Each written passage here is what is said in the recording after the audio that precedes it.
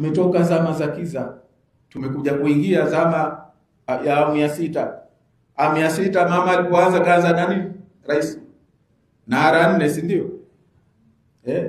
Hata leo tulikuwa na mkuu wa mkoa akatuambia hivyo, naendeleza falsafa ya mama ya ara 4. Ara 4 maana yake ni nini? Reform, sio resilience, reconciliation, si ndio? Au sio? Sasa leo inakuwaje mtu kudai ara moja katika hizo 4 za rais ikawa ni kosa la jinai? Eti ndugu zangu, maana ikaja na 4, si ndio?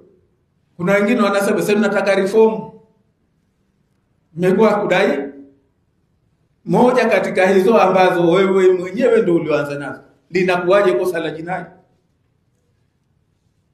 Ni kwa sababu hakukuwa na dhati.